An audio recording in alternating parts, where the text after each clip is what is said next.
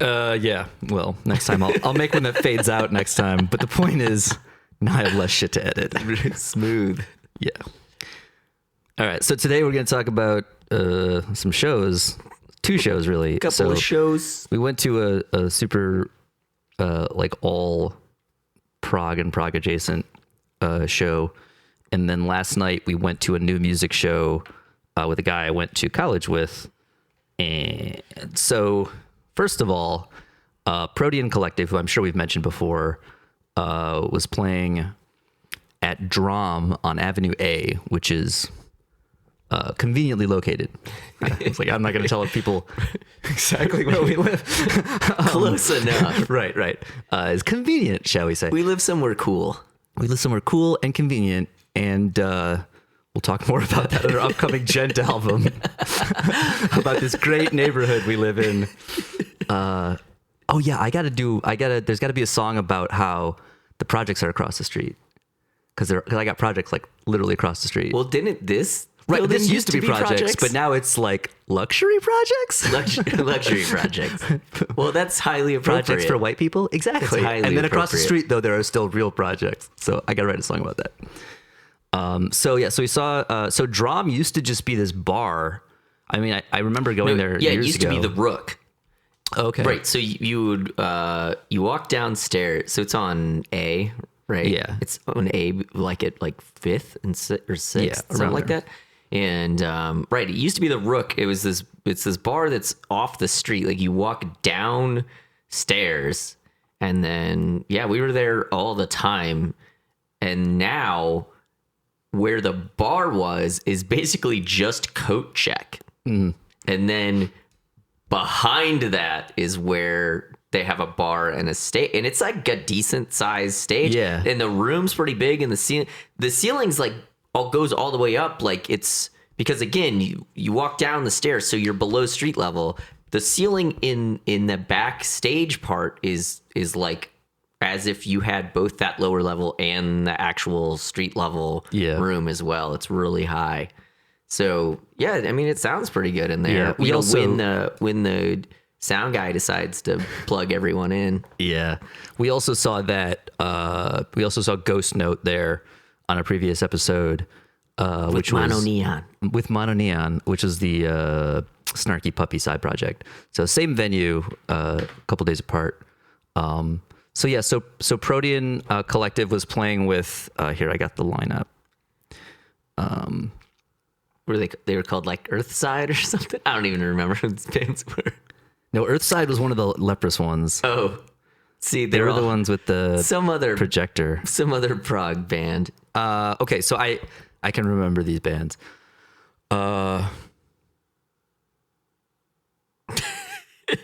Highly memorable. The first band, okay, I don't remember the name of the first band, though they were the least. They seemed the least related. They seemed to be sort of an addition. No, I remember the name of the first band. Okay. The first band was the Sea Awake. Oh, because I was like, they have a yacht name. Right. And they had, okay, so they had like, the one girl who did like backing vocals mostly. I called her All Gray Everything because she had that like that gray stretch dress. Yeah. And then she had the MacBook. Oh, right. And yeah. So she was on MacBook and some sort of controller and vocals. Yeah. She had like, it looked like maybe like a little Nord controller or something, but I don't know. Yeah. It was, All Gray Everything. And then, the vibe I got from them was that it was their first show. Like they'd never played a show before. So it was her, then those 2 like hipster dudes. The one like wasn't wearing shoes, right? Like, the guitar player singer guy. And then I guess the other guy played bass, right? Yeah. And then the drum, I don't really remember anything about the drummer. I don't either. But they were like super lame pop rock. I guess like indie. Yeah. Indie rock. Like, I mean, obviously that's a dangerous term, right? Because it tells you nothing, right? Because it actually means something, literally means something other than what people expect it to mean, right? Yeah, it also literally means something non-musical. It basically that's is what I'm like your business affiliations, which it also isn't true since most of that stuff's on majors. Yeah, and indies became majors, and like, well. Yeah. Well, so they were like really lame indie rock, and it was like it seemed like it was the first show they'd ever played, and the dude couldn't really sing. And the girl wasn't great, but it was really bad when they would both sing at the same time. Yeah. Because they couldn't couldn't harmonize. find a pitch together. Yeah. And she kept doing that thing, that singer thing where it's like, plug your ear, like you're finding the pitch and you're like, and it didn't help. I mean, you're like, well, maybe it was helping and it would have been even worse had she not done it. But I was just like, you really need to do something else. Yeah. Oh yeah, that's right. So I did. Now I remember. Right, it was the guitar player who bizarrely was playing a 7-string guitar, despite the fact that they were like this indie rock band, and he was the one who had no shoes. And nice. Yeah, it was just. That was it. I mean, that's basically their whole set. Yeah, it was like there was a moment where I thought maybe they thought they were somehow prog related because there was like one little thing where they did some little like gent with the but fact that they had a 5-string bass and a 7-string guitar. Yeah. So like maybe somebody in that band's thing. kind of into prog or something, and so they're like, slightly prog influenced indie or something. They're prog adjacent. Yeah, prog adjacent. Well, most prog is prog adjacent. Or at least progressive adjacent. Adjacent to progress. Adjacent to progress. Parallel AKA, prog. Ooh, parallel prog. It's like, you're just kind of sticking with the same thing. It's like that Fates Warning album. Yeah. He'll be like, oh yeah, is that like a Fates Warning thing? Yeah. You're parallel. Definitely. To the ground. Parallel to music that is going somewhere. Wait, no, because that would be still going somewhere. That's why I was saying parallel to the ground. Yeah. They're orthogonal to music that's going somewhere. Yes. I mean, math's like a pretty proggy thing, right? Oh, definitely. Okay. So they'll be down with that. Now, I still don't remember the names of any of the other bands. Okay, I have those. Okay. But so Protean was next. Okay. And they're a legitimately good band. They're legitimately very good band. So I went to school with them, but despite that, so their first album is called Divided, and I really hated it, and I told them, and I was like, hey, your album really sucks. And then so when they put out the next one, which is the last one, I guess, which it came out, the Red and the Gray, 2.5 years ago now. Yeah, the Red and the Gray. I was like, this album rules. I was like, this is like album of the year. And I'm not just saying that because we're friends, because I told you how much your last album sucked. Yeah. And they were like, yep. And so that was the thing. So during the set, it was a really good set, but they played some song that I didn't recognize, and it's one of those deals where it's like, does the first album just sound way better now that, like, when you play it live, maybe they've changed the songs up a little bit, and then it turned out, no, it was a new song off an album we haven't heard yet, and I was like, yeah. So they didn't play anything off that album, so I was like, this is a great set. Yeah, it was a good set. They sounded well. The weird thing with the sound was that they're running Axe effects and like an active 1x12 cab each. There's 2 guitars. There's Steph Goyer and Graham Batcher. So Graham's the lead singer, and he plays an Equilibrium by Dave Cohen in Boston, and then but he also plays guitar most of the time, and then Steph's playing guitar all of the time, and occasionally they all sing backup vocals. Yeah, and Steph's doing most of like the lead stuff, and the guitars sounded good. The thing was, when you could hear them, right? Steph's like wasn't being run at. She said they didn't run it at all, right? No, that's the thing. So they have, because at first I just thought it was like buried in the mix, or like they messed with the signal somehow. They have Axe effects, and so they said to the sound guys, they're like, yeah, so you can just take a DI from us, and he's like, I'm out of channels, and it's like, what do you mean you're out of channels? What? There's 4 people in this band, and if you don't need to mic their cabs, right? He didn't mic any of their stuff. And but that's the thing. You know what? Like that. Now that you mention that, there's so much shit on that stage that's clearly like house gear that some of that's probably just like plugged or like mic'd, and even though he's not using it, he's like, yeah, I can't like change any of the like he's just like, I'm not gonna do work, you know what I mean? Like, yeah, right. But it's like, oh well, I guess I'm out of channels. Like, no, you're not using most of those. Well, the other thing is, I don't know, it's been a long time since I've been in a venue that had a board that had fewer than 32 channels. Yeah, and it's like, come on, you got 4 vocal mics. They must have a decent amount of channels there. How many on the kit? Look at Ghost Note.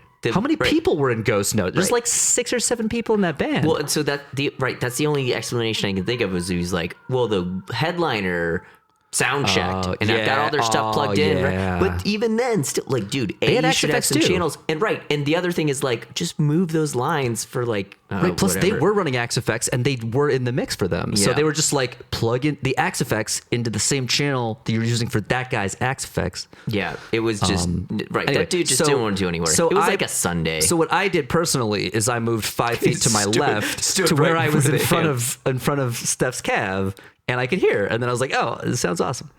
But yeah, all you could hear was the bass and the drum kit. Yeah. So that was unfortunate, but they played really well. They were super tight. The only thing was, so this bugs me, and we're gonna talk about this again. Is they were both playing wirelesses on, like, you know, a tiny stage, right? Yeah. So it's just one more thing to go wrong, right? And of course it went wrong. Yeah. Graham's wireless kept coming out because he put his guitar down for one song, and like, but the pack fell off his strap, which then like yanked the plug out of the guitar. And then there was a point in time where it was like he had it plugged in, but like not on a strap, so it's just dangling, and then it came out. Like, it was just one of those deals. Like, dude, just use a cable. Yeah, like, your amp is 4 feet away from you. Just use a cable. But so that was funny. But you know, whatevs. Yeah, they were really tight. It sounded really good, and it was good to see them. We got to hang out with them. Yeah, it was a good time. So because of that, we actually didn't watch a whole bunch of the next band, which was Edensong, and it was actually their album release party, or CD release party. I mean, it wasn't the Headliners release party? No, it was Edensong. Oh.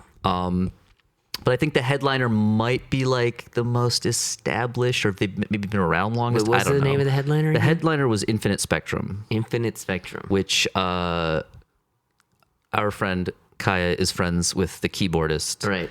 And she apparently joined them fairly recently. Yeah. And I think that might also be Kaya's old keyboard that she was using. Oh, okay. And so I guess that band's been around a while. She just joined it recently, and I wouldn't be surprised because the singer, I was like, you've been in this band or some band for a while.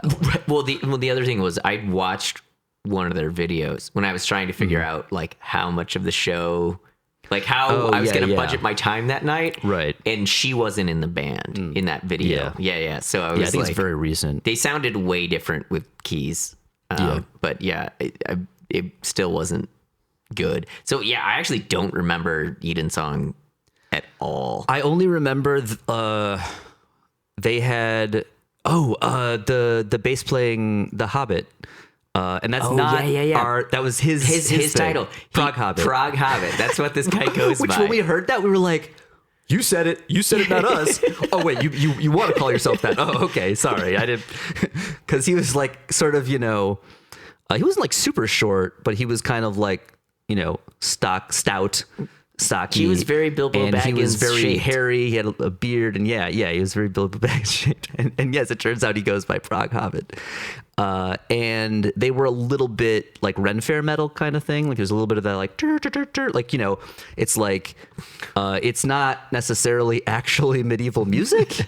It's sort of like vaguely referencing Renaissance music, but you know, without actually any it's like how Yngwie has nothing to do with classical music, but everyone like seems to think it does for some reason. Yes. He noticed that they tend to resolve even in minor keys. They will use a major leading tone, which could also be called the harmonic minor scale. And he does that all the time. And people are like, that sounds like classical music. Sure it does. You're like 5'1". Yeah, it's really... Yeah. It's happening. Yeah, cadences are super cool. So yeah, Edensong, I didn't watch a whole lot. I just like popped in here a little, and I got that kind of Ren Fair metal kind of vibe a little bit. But then Infinite Spectrum. I will say though, the Infinite Spectrum, their guitar player, there's this whole thing where like we got the same gear, because he and Steph from Protean Collective both had Kiesel Aries guitars and Axe FXs, and I think both like some kind of active cab. But they ran him into the PA, so you could hear him better. But which was unfortunate, because he didn't sound as good. Yeah. I mean, I think his tone was okay. It wasn't like it wasn't like it wasn't one of those. Pick How did you make an Axe FX sound bad? But it was. Well, the answer to that is just use the presets. That's true. Although no, but the thing is, some of the presets are all right. Like at least they're like. At least like the first, not the fancy presets so much as the like, here's an amp dialed to a reasonable setting and a little bit of reverb and a cab that kind of matches it. Those are the ones, like those are where you should be starting from, right? You start with those and then try not to make them sound worse. That's like my philosophy. Move in the right direction. Yeah. Yeah, I don't know, but they were weird. They were very like, I don't know. It seemed like one of those things if you were into, right, like folk metal or whatever, like those things that have metal appended to them, but in no way, shape, or form seem to resemble metal. Yeah. Which is a lot of what's called prog nowadays. Because I guess like at some point, like mixing metal with other stuff is kind of progressive. But if it's the same stuff that a bunch of people have mixed it with, then it's kind of just like something else. Well, it was, adventurous to discover new lands, but once they were discovered, it was a little less adventurous to go to them, and over time it then became not adventurous. That's a great metaphor. It's like Christopher Columbus music. You're trying to be like, this shit's super progressive, nobody's done this shit 500 years ago. Actually, there's these other bands who I'm pretty sure you listen to, and where maybe you got the maps. Where maybe you got, maybe that's whose map you used to get there. That's good. We gotta make that into a thing. Well, that's all I got on that show, I think. Yeah, I mean, that was it. I did not watch much of their set because I was like, yep, it's as... Yeah, we did a lot I didn't think I wanted to watch this, and I don't. We did a lot of hanging out in the merch area. I'm going to go home now. Yeah, I had more fun talking about MacGruber. Oh, that's right, because Graham's hair was like, it's, he's that like, I'm in a band length, right? Yeah. And I was like, dude, you could totally be MacGruber for Halloween. It's like, you should be MacGruber. And he was like, oh yeah. And Steph's like, what's MacGruber? Oh yeah. So then we had to explain. We were like, oh, Steph, we're going to change your life. We were like, why don't you listen to True Survivor while you're at it? Yeah.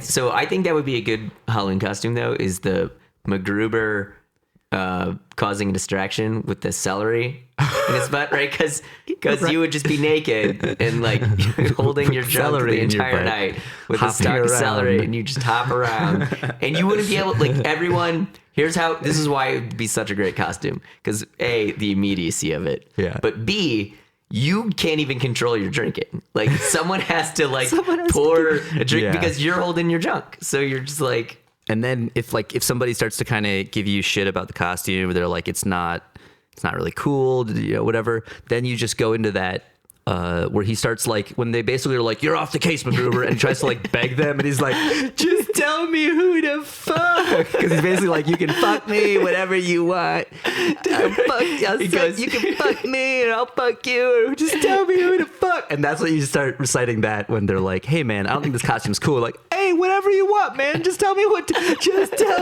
to fuck. That's the other. Right, no, but that whole bit opens with, he's like, I will suck your dick. Yeah, that's right. He's like, I will suck your dick. And he's like, what? He's like,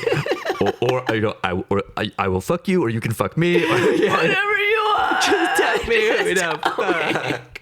Yes, that bit.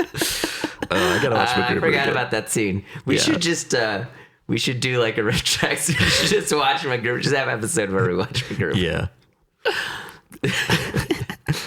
All right. So the show we saw last night, I brought up the stuff, so I have all the like pertinent information. Is a group called the Living Earth Show.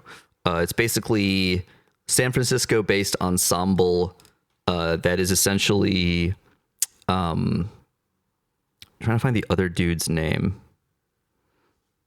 Where are the names of the people performing in the show? He doesn't have a name. He's just like Percussionist X. What the hell, National Sawdust? So it was at National Sawdust, which apparently is known for exactly this kind of National Sawdust thing. It's on the same block in Williamsburg as Music Hall of Williamsburg, and where Black Bear was before it got shut down after that Nazi show.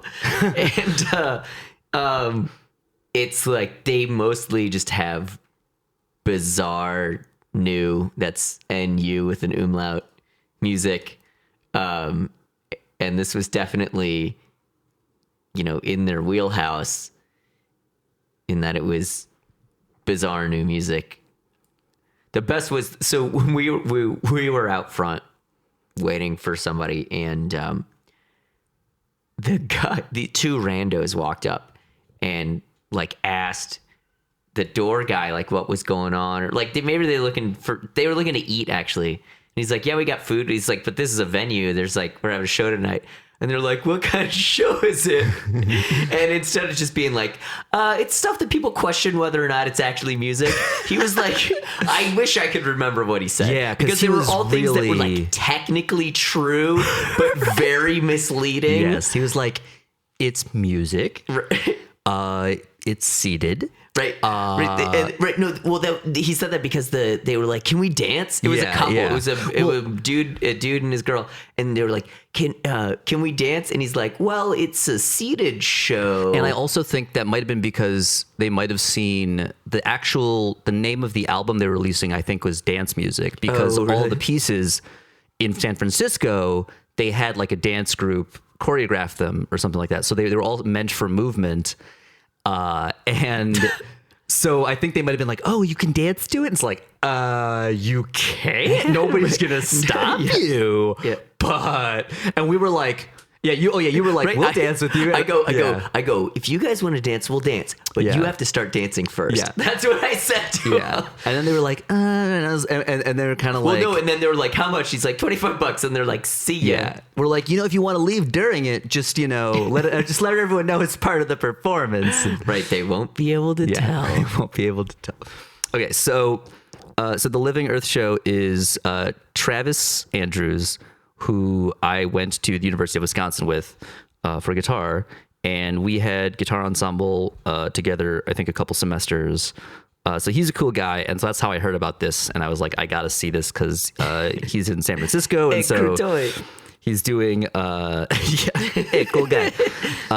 So he plays electric guitar, and there's a percussionist, Andy Meyerson, and so it's basically them, and then I think they'll sometimes bring in extra people, like there was like a choir at this one, and like I said, they did like a thing with a dance group in San Francisco, and yeah, apparently like their website comes up and it says taking it too far since 2010. That's probably accurate. Yeah. So like, well, this was the thing I assumed, just knowing Travis, is that okay, so he's playing tell him how the show was billed. Oh, right. That's important too. Yeah, right. So this is part of it. Very important. Is it was billed as an extreme with 3 X's, XXXtreme Microtonal Shredfest. So I joined the Facebook group and I was like, you had me at XXXtreme Microtonal Shredfest.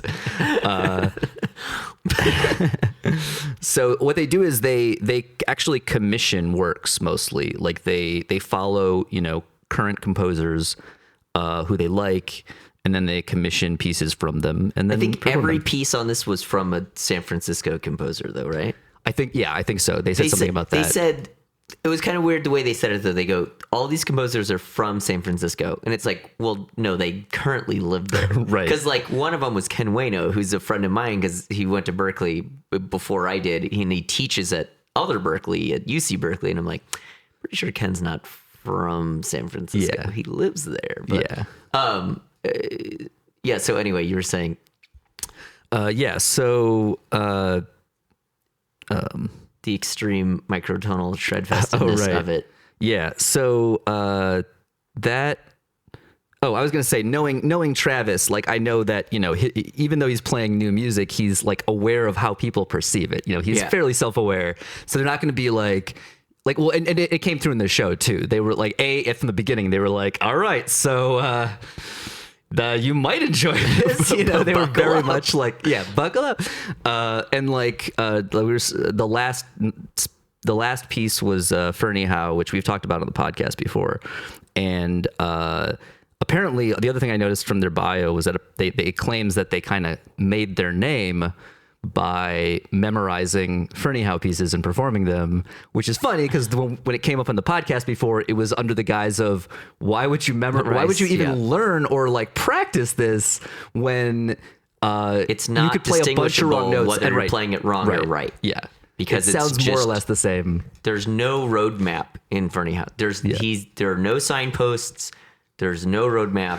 It's literally just like, here's a page. It's almost black. Yes. Like, have at it. And he described it. So even though I'm kind of going out of order, he announced it like, so we love this piece, or we really like this piece.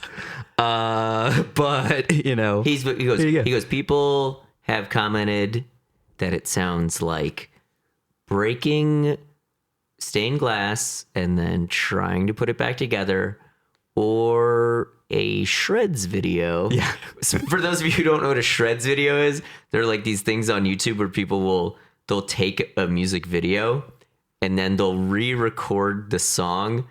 It's sounding like the most incompetent playing of it. Usually like John Petrucci or Steve Vai, somebody known for being like a shredder. Right. Well, but you also see it with like mega pop stuff too. Yeah. Like Taylor Swift. I think it got popular, and so they kind of kept doing it. Right. But originally, right. It was like, like that. There's that video of the somebody redid the John Petrucci instructional video. Yeah. And he's like, my amp, it has the power of the sun. Yeah. He's like, and plays a million notes and it will melt everything when I play. It's very dangerous. Probably leave the playing to me. Right. And then it's like, and then he plays the exercise. It's like, and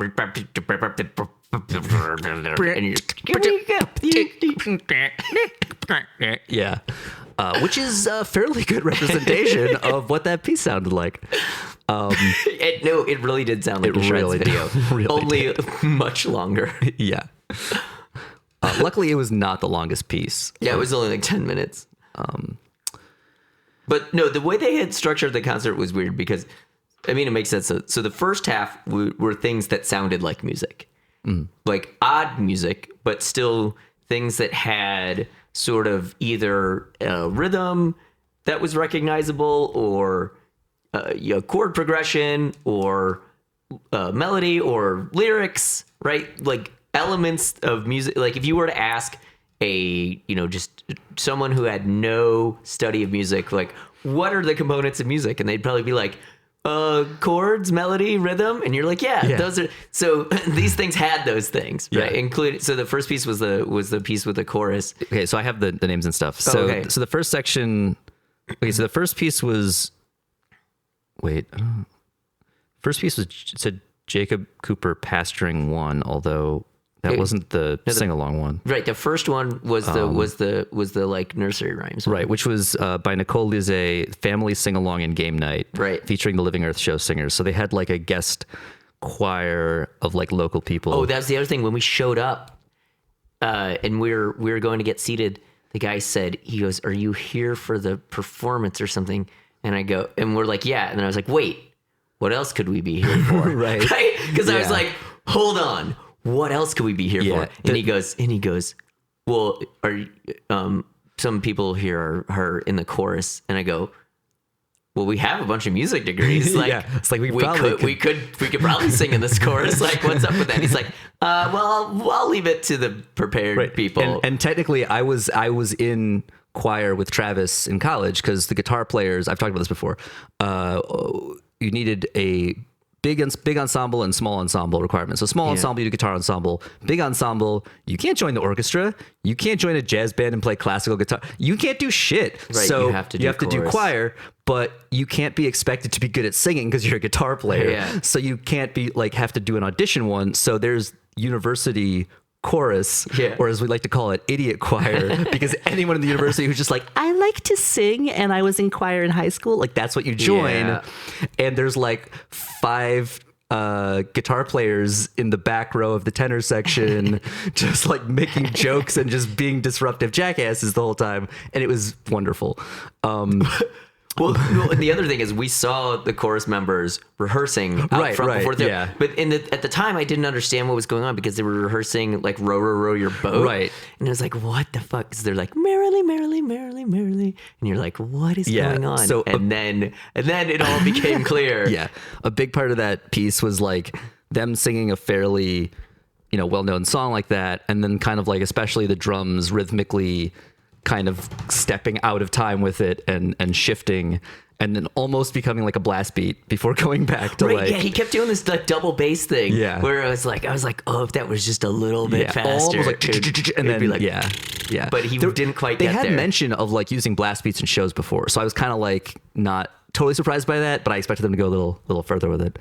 But they also like I think the game night part is I saw Travis with this little like game thing that would like pop up. Well, he also had a Simon, right? Yeah, it was, and so that was part of one of the things was he played Simon during the song. So he starts the game up and it's like boop, and he's like boop, and it's like boop boop, and he's boop, boop. But the thing is so the percussionist was the guy who was playing Simon, and then the guitar player would duplicate the like response. Yeah. But then there was a point where he like diverged, and I don't know if that was because he gave up on trying to play Simon, or if he actually has a part written, because the rhythm, right? Because the Simon rhythm is just cumulative, right? So I didn't know if it was he didn't want to play Simon anymore, like maybe he couldn't hear it, or if it was just like he actually had a part written, But the percussionist is sitting there playing Simon, and then he's like in the same time as it, like playing something else. That part was actually like very amusing. Yeah. And then he had this one game that like he kept. I was confused because he was basically just setting it up. There was another game. There was a game at like Travis's feet next to his. Yeah, I didn't get it. I didn't see it, so I didn't know. Yeah. I just figured that was the MacBook. I thought that was like he had it queued up. I didn't realize he had another thing. Right, okay. And it was like this thing that would like pop up with pieces in it. So at first it had like one piece in it, and he hit it, and it popped up, and it was mic'd. And then most of the rest of that section, he was like loading it, like putting the pieces in place so that at the end when he hit it, they all popped up and went, like just like a bunch of pieces. See, I couldn't see that because I was behind you. Well, and it was weird because I was watching him do it because at the same time he was conducting the choir who were basically just clapping, but he was kind of like doing this thing where like every couple measures he would signal them, and then they would do this like clap clap. And then he'd be, whatever the percussion stuff's doing. He's loading pieces, and then he's like conducting, clap, clap. And I was but I was like, but he's not actually playing anything. He's just loading this fucking thing and trying to not miss the clap direction. So yeah, it was interesting. But yeah, I was like literally directly in my line of sight and right next to his like pedal board. So I was watching that. Yeah, they had a lot of cool ideas. The people who wrote the pieces, the execution quality varied. Yeah, I would say. The next piece was by Christopher Cerrone. It was called Double Happiness. I'm not sure if I remember. This was the forgettable piece. Yeah, because it was just it was kind of sounded like music and didn't have the chorus, and it didn't. The dude sang on the next one. This was like the middle piece. Wait, no, I think that was the one the dude was singing on because because the next one is the pork roll, the microtonal, the closest thing to an actual microtonal Shredfest. So this is the one with the dude singing. Okay, so the first half only had 2 pieces. It had 3 pieces. It had 3. There was one before the game night, which I think that might have been the forgettable because I really don't even remember. Well, then that must have just been like the intro. I thought that was one piece. It might, maybe it was intro piece because it's got a credit as a piece, but maybe that was the thing with the crowd noise. Oh, we forgot that. So they started off the show. They walked out to Canned Heat with Canned Heat, And then as they were like announcing each other, they also like had a few more little cues with like canned applause and stuff. And I was like, that's a great idea. For a second, I was like, are they stealing our idea of like, we're like, you know, going to do a concert where we just play our podcast over the PA? Like, yeah. So Double Happiness must have been the piece with the vocalist. Okay. Yeah. So my thing about that piece was, so it's just the two of them. And then this guy came up and sang, and I couldn't tell if it was, there weren't you know, because there's a lot of times you just have vocalizations and they're not actually words. I couldn't tell if it was just vocalizations, if the words were in another language, or they were in English and there was just so much reverb that there was no intelligibility, because it basically just sounded like, I think it was the latter. It's like, because periodically I would be like, I think that's a word in English, but yeah, it wasn't really intelligible. So that piece was the most like sounds like normal music. And it was just like it was very soundtracky, right? Because it was very soaring music, and the you know, the like he was playing a pretty intricate drum part, but it was straight, like it was, you know, you could follow it, and you know, the there was harmony, right? Like it worked, but right, I didn't know what it was about because I couldn't understand what the dude was saying. Yeah. So then there was like a little break, and then the second part started with the Ken Ueno piece. Pork roll, egg, and cheese on a Kaiser bun. Yeah, so this was weird. So, like, okay, the thing, right, it has this ridiculous title, right? Yeah. And then... which everyone laughed, and they was like, it's not really a funny piece. Right. So then that's the thing, like, so it's... Right, there's nothing in the piece that's like joyous or playful or anything, right? It's just like really intense. And then near the end, they start doing this thing where they'll scream, but not like, it's not like a black metal scream. It's like a I just got shot in the leg scream. Yeah. Okay. And it goes from, so they've been playing music, and then the music's kind of winding down and they scream, and then like the music stops, and then they scream. And the thing was, the crowd, when they did this, kind of like laughed, like, because like in that context, if like someone's just like screaming, it's funny, right? Yeah. But knowing Ken, I'm pretty sure that's not what he was going for, because he's like this really intense dude. Yeah. Like he always has this look on his face, like he's like thinking really hard about something. And I'm sure like he's probably coming from you know, at this angle of like, oh, this is really intense, and you talk about the music, but everybody laughed, and you're just like, yeah, it's kind of funny because it's just really weird. Why are you dudes screaming? Like, yeah, it was, that piece was too long. It was like 20 minutes. Yeah, it was pretty long. It had some really cool parts though. That was definitely the closest to like legitimately microtonal shredding, because he had like the quarter tone guitar. So he busted out this Ibanez that had you know, a quarter tone fret neck on it. That was actually, I was really curious if he got that from Ron Sword or who made that for him. Maybe we can email him or something. Yeah, he's on Facebook. You can message him.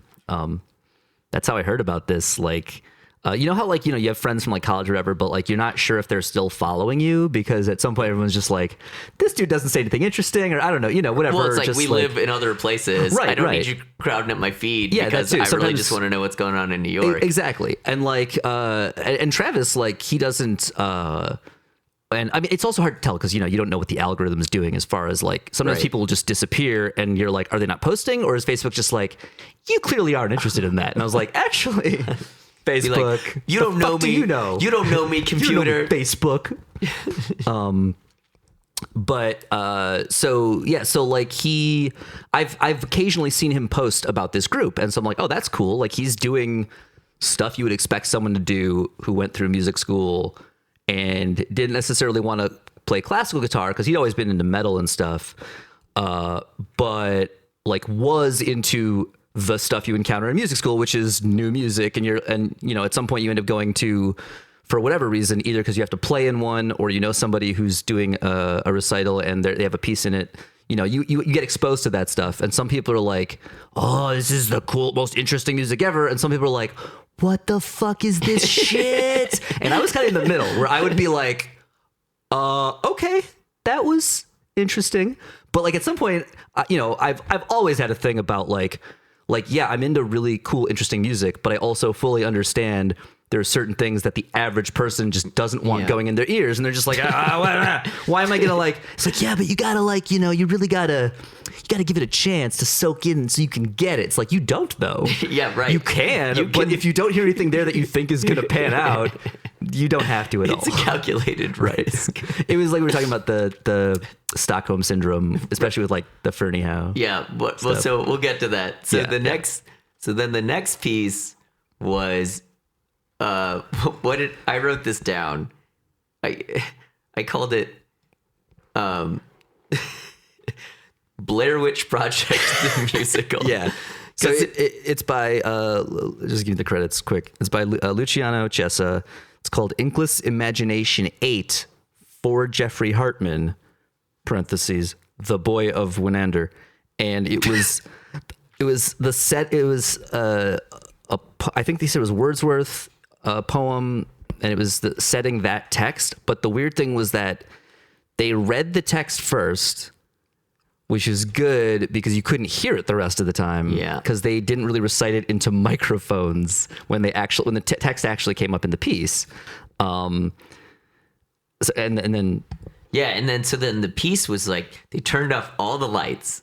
All right. And then the guitar player got one of those like mag flashlights, like, the kind you can kill someone with if you hit them, gigantic flashlight, and shined it at the percussionist, who walked around and put electronic toothbrushes on things so that they would vibrate and make weird noises.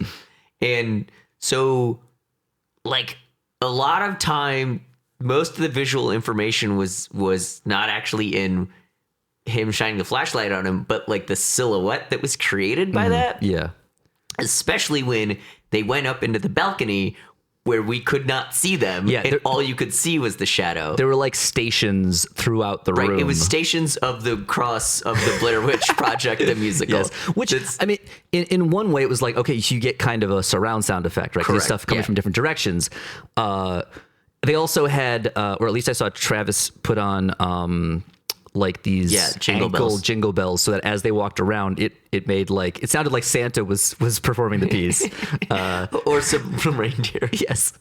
Or like I had this dog and her tags would jingle like that. So it just sounded to me like this dog, like a dog walking around. But it was like, I mean, there were parts of it that were cool. But it was also kind of long, and there's a lot of time taken up walking between stations. Here's the thing. What they did was they went, and it was like they went to one thing and they made it vibrate, and then they left it vibrating, and they went to the next thing and made that vibrate and left it and went around. And so they started everything up, and then they went back and to each one and stopped them, right? And so, right, like this actually isn't a terrible premise for a piece. If they had done, so like you said, the effect that you got was the locality, right? So first of all, some of the sounds were really weird. There was the thing that was in the balcony, which we couldn't see, was I think a super tight drum head, which had this weird effect of sounding like doing a roll on a drum head, but it also sounded like that thing where when you play violin, you play it super slow, but you push down really hard on the bow, so it makes a subharmonic. It sounded like that, and I was like, oh, that's actually a really cool sound, but it doesn't go anywhere, right? It's just like, you just hear, it just keeps going, and it doesn't change. So if they had done, what I would have done is I would have had more things, right, and like played down the locality, right? Because first of all, you don't know what space your crap's going to get performed in forever. Yeah. I would have played down the locality, and I would have done more things so that the aggregate sound would have actually been, because you could always still hear it as each of the distinct things. But if they had done like enough layers, and like you could have gotten this actually like really cool like aggregate wall of sound thing going on, but they didn't do anything like that. It was more, I felt like, again, it was more about like the flashlight than about that, like, seriously, it was like a performance piece about silhouettes as opposed to like a piece of music. Like if you had a recording of this, it would literally be like you would have to be so high to be like, I'm going to sit here and listen to this. You would need to be like on something that contributes a lot more to the experience. You need to be like on like shrooms or acid or something, and like, and it would be where's that tangential. sound coming from, man? Right. You'd be like, is it coming from inside me? this is going to enhance my trip, as opposed to this trip's going to enhance this music. Yeah. Like it was weird. Yeah. So then the other thing about when you do stuff like that is when it's over, it's just kind of like, okay, it ended now, because it was like that last thing, you turned it off. Yeah. Okay. Yeah. I was thinking the other thing they maybe could have done, although it would have probably involved something other than electric toothbrushes, if they had something where they could actually control how long it vibrated, so that stuff shuts off on its own, Or the speed. Oh yeah, Right, that because too. most like mine, well, so here's the deal. Mine has a fast, a slow, and then like a speeding up and slowing down. Mm-hmm. So like, yeah, you probably, if you'd rigged them together somehow, that you could like, speed them up and slow them down. Right. Like that would be cool. Also another a good way to do that is, we were initially like, what are they? They're putting some kind of are they using vibrators? Yeah, and, right. and I was like, oh, they're electric toothbrushes, and you're like, yeah, so a vibrator you can take on a plane. I was like, yeah, well, which actually, who knows? Maybe maybe when they perform it in San Francisco, it's a little edgier. Maybe Got some different take on it. Maybe. Although again, you can't really see that part, so it's a little Right. It literally wasn't Like- until they went, like, they'd put stuff on maybe 3 or 4 things. It was Yeah. like the 5th thing when we finally figured out that there it was was this electric big ass toothbrushes. like bass drum that I think was the last station, because Yeah. it was the one that he put stuff on and then took it off. What was with the blanket? They like put stuff on and then they like started to cover half of it with a gigantic blanket. And I'm like, this isn't doing anything. Yeah, maybe Because- the composer thought it would do something and it Or didn't. like he fundamentally didn't understand that the sound from a drum actually comes out the bottom. Yeah. He's like, maybe if you cover the top, and like nothing was happening, and I'm like, what, is this supposed to be a metaphor for like hooding a druid? Like I'm like because again, Blair Witch Project. I'm like they're Right. I'm like they're in the woods, right? Like this is in the woods, Yeah. and they're snowy woods, as you can tell by the reindeer approaching. Like no, I was like, this thing is like super black metal, but like way less interesting. It's really weird. Yeah, that was a weird one. That was probably I mean, the Fernie how I was like I kind of wanted to stay to see it, just to be like, well, I want to just see what happens when this goes in my ears. See what happens. Just see what happens. You're right. You my have more expectations were experience with low. Fernie Howe. Like I know enough to kind of knew that was what I was going to get, but I hadn't heard any in a long time, so I was like, whatever, let's see what this is. And also, I don't know if it might be a new Fernie Howe piece that they commissioned, probably. Although still, so how can you prove that? Yeah. Like right. You can literally play anything. Yeah, and that piece was like, yeah. Again, no landmarks, no signposts. Yeah, it was really just a lot of like, yeah. stuff happens. Okay, and then at some point things stop happening and it's over. And yeah, it sounded like a Shreds video. Yeah. But yeah, I don't know. But like I was saying at the show, the thing is, I recently heard some discussions about how basically they came to, I don't know if love is the appropriate word, but be into Fernie Howe, and they were basically describing Stockholm syndrome, like which was a topic on our guilty pleasures, or a theme of our guilty pleasures episode, and it's just one of those deals where. Again, my explanation last night is you do this thing, right, where you're in some ensemble and you're spending an inordinate amount of time to play this Fernie Howe piece, to practice it, to learn it, whatever. And I just feel like it's a self-defense mechanism where you say, what am I doing with my life? Right?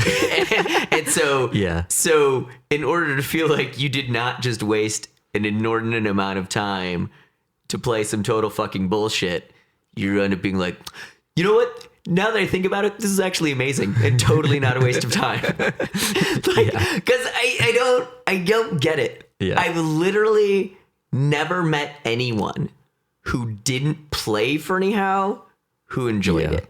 And I mean, and if I were to meet someone to make that claim, I'd be like, you are a troll. I would be convinced that they were either so fucking pretentious that they want to take this position, like just to either be counter or to be like, I think you just don't understand it the way I understand it, right?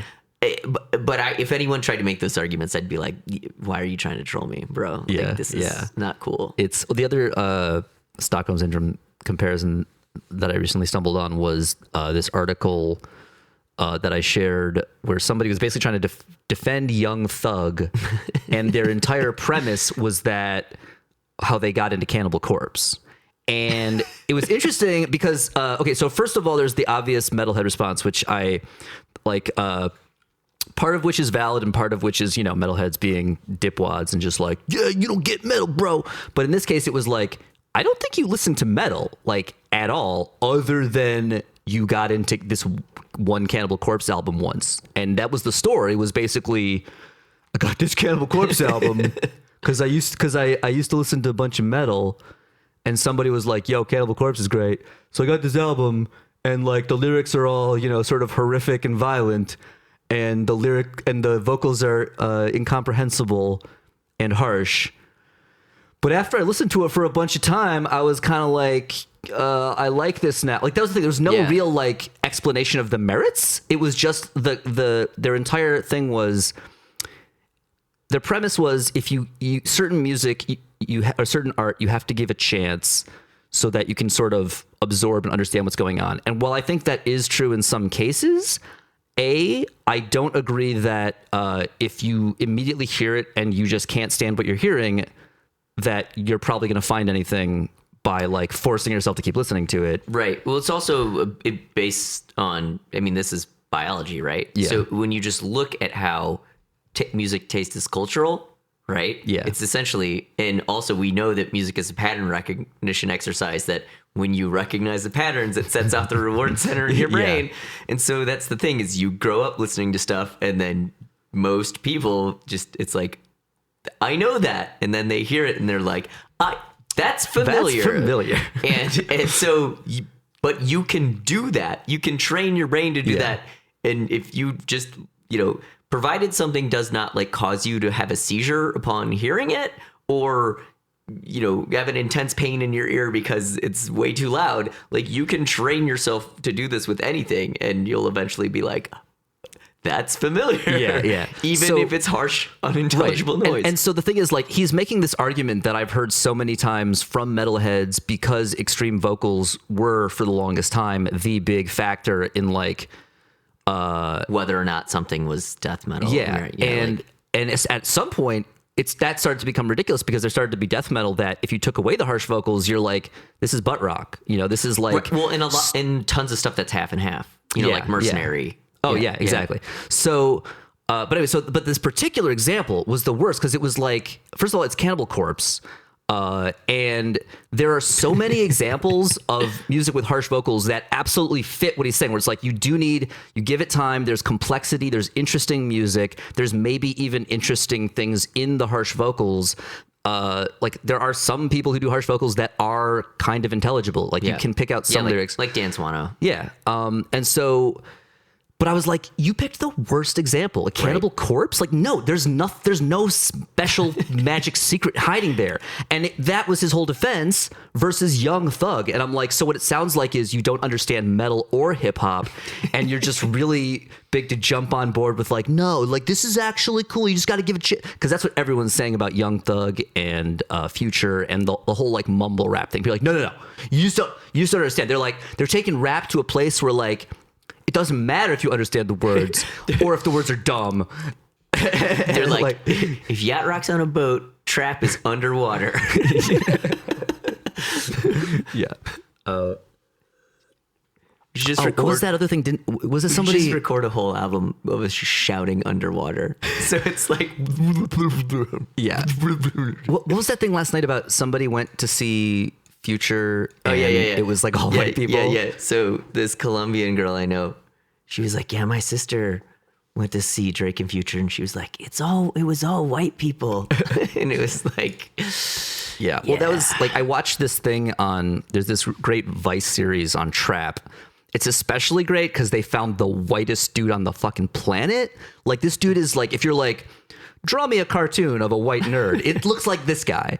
And he's so awkward, and he's constantly talking to dudes who could and would really not have a problem with shooting him, right? They're just like at one point, they're in a parking lot, and it's multiple episodes in. So, like, he should have gotten it by now, but it's Vice. So there's a lot of people who, like, don't get anything. Right.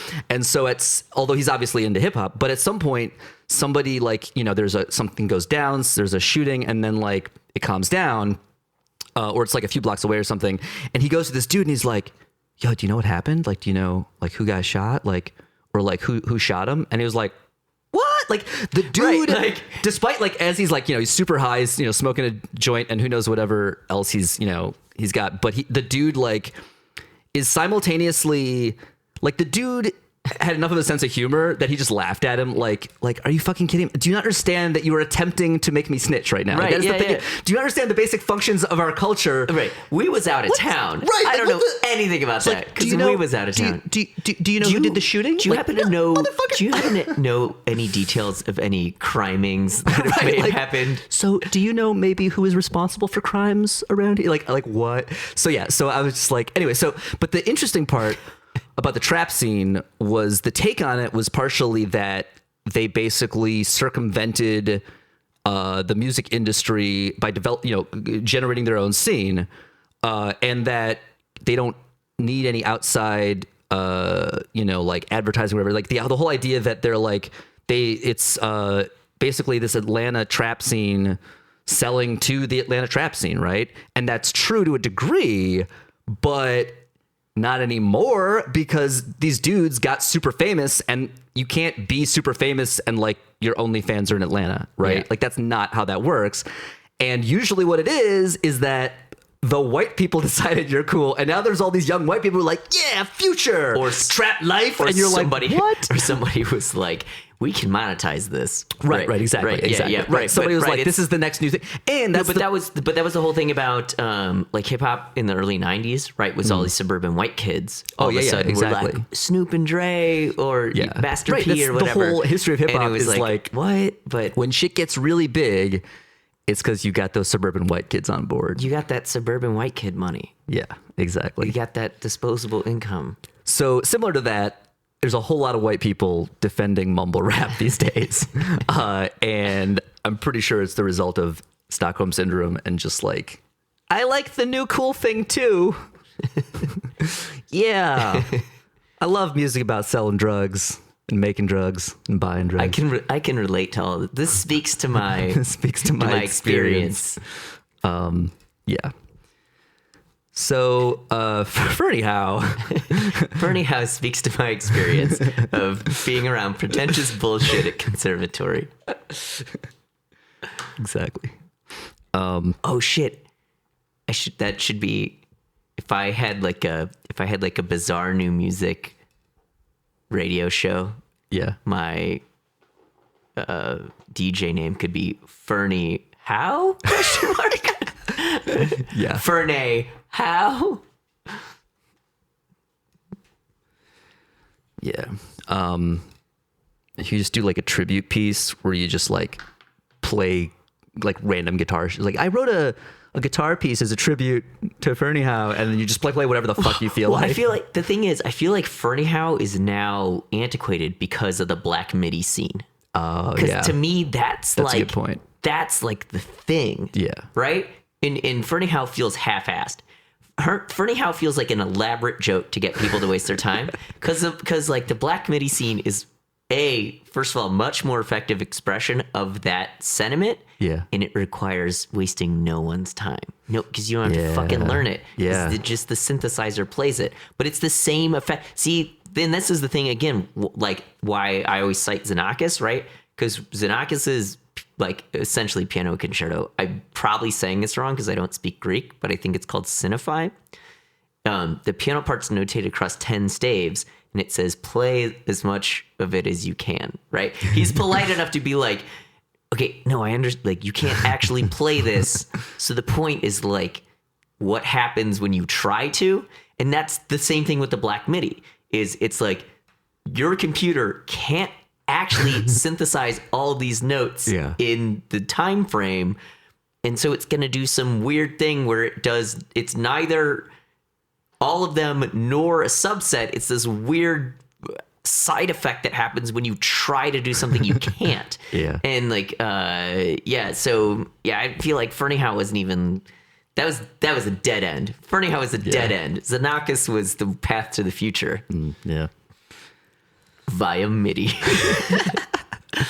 Nice. All right. So yeah, that was that show pretty much. If you want to check them out, their website is thelivingearthshow.com. The They new play album. a lot of shows in San Francisco. I mean, I'm sure they play shows in San Francisco. That seems to be their main thing. And the album is called Dance Music. Yeah, it'll be out by the time you hear this podcast. Yeah, because the show we went to was the release party. But the album doesn't actually come out for another couple days. He was saying, he was like, I think I have physical copies in my bag. And people were like, you should get those out and sell them. It's like, that would be a good thing to have for a release party. Or compact discs. Are you going to release anything at this party, seeing as how it's a release party? Cool. So, did we have any other pressing current music stuff we want to talk about? I really want to do the Metallica I know, episode. I kind of want to do a whole episode, though. Yeah, I know. I mean, we'll start with the new one, and then, I don't know, maybe work our way back through their failures. Something like that. Until we get to the stuff that also sucks. Right. We can just go in chronological order. It's not hard. Be like... We can play the first new Metallica single, right? Yeah. Be like, this shit's in the news, and then go through the whole thing, and then like play the other one. Just like, garbage. So So this is related to both topics. So I listened to it was NPR or like some subset of NPR, because I think they might have, maybe they probably did it by online or like remotely. But so the Living Earth Show did an NPR like classical music podcast or something, and I listened to it. And at some point, they start talking about Metallica, and Travis is talking about how much he really likes Lars, because it's one thing when you can hear somebody who's like a really good player, but a lot of really good players, they're playing stuff that's like not even half of what they're capable of because it's cohesive music, right? And so he said it's a whole other thing when you hear someone constantly playing at the limit of their abilities or slightly past them. And I was like, that is the best description I've ever heard of Lars. And he's like, no, I really like the guy. I really like it. It's just something about... And I'm like, that's exactly the reason I don't like him. But like, I respect your analysis. Absolutely. He's constantly lagging behind this band that's really not that great. Yeah. And the new song, really, you can hear Lars sucking on the new song. Because I think they maybe tried to do the same thing like Meshuggah did, but they're not Meshuggah. but like they're not good at music. Yeah. So I got to get kind of serious and political here for a minute. So there's a lot of stuff going on. A lot of breast cancer awareness stuff. You see it on WWE. You see it on NFL. Right. A lot of people talk about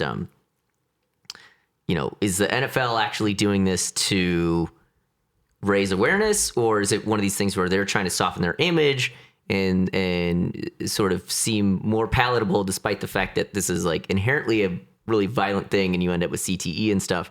And like, how much of the money that they're raising between like putting pink on everything and selling stuff actually ends up with breast cancer charities and things like this? And I just want to point out, though, that this is how far the message has gone, because Juggalo News has posted in support of Breast Cancer Awareness Month. And they say, check your boobs, could save your life. Juggalos do love titties. And it is the picture of two hands, like, grabbing some boobs, supposedly, and then the hatchet woman. So if you want to check that out, everyone should follow Juggalo News on Facebook. Yeah, you can check this out. I think your music is bad. Wow. But we might be going to the Gathering 2017. Yeah, that's a good point. I didn't even consider it from that perspective. I didn't even think about how technically it's podcastable. It In is- fact, it is literally- it's beyond highly. It's extremely podcastable. It is the most podcastable event basically on Earth. Yeah. There's no more podcastable event Yeah. than the Gathering of the Juggalos. Shit. Yeah, we really probably got to go to that now. Damn it. Yeah. It'll be great. It'll be great. Or something. It's in Colorado. Yeah. I was thinking like, but do we gotta try to go like incognito? Like, I don't know if or do we want to stick out like a sore thought? Because I don't know. Oh, if I put on a mesh cap, I look like total white trash. Oh, yeah. Also, I'm so thin. Yeah. Yeah. Well, yeah, no, it'd be easy to go like under the radar. The problem, I don't have any tattoos. Yeah. But I could just pretend that I'm too broke. I can't afford tattoos. Yeah, well, I mean, if you have sleeves, you know. I If I'm wearing clothes. sleeves. No, Yeah, but I if you're think wearing it's clothes. mandatory that I wear like ratty jeans and no shirt. I feel like that's Oh, the okay. dress code. I mean, I was planning to wear a shirt, but I mean, you don't No, have to. really. For the same thing, though. If you're a super fat guy, you wear a shirt. Right? It's like pool rules, right? Yeah. Like if you're a super fat guy, you wear a shirt. But You get a bunch of temporary tattoos. I guess maybe if I had like a Hatchet Man shirt with the sleeves cut off, and I just like leave it in the washer for like 2 weeks straight. Yeah. So it's like faded, so it looks like I've worn it all the time. Is anybody like hilariously out of place playing next year? Oh, there's always somebody like Right. like that, like Coolio. Like, yeah, no, I would be totally down to see if it was like. So here are the ones that they've had previously who I would want to see: Coolio, Ice Cube, Tech Nine, Tila Tequila. The thing was, she went to high school with Shaggy's wife. I think that's how that whole thing happened. What? Yeah, and then Jesus, they have 4 stages? yeah, but I just want to hang out at Juggalo Championship Wrestling. Thanks for listening. If you enjoyed this episode, please rate and review us on iTunes. Follow me on Twitter and Instagram at @TheOneTrueMatt and the podcast at YMIB Podcast. You can also like us on Facebook, and please send us any suggestions you have for things you'd like us to review, analyze, or shit on.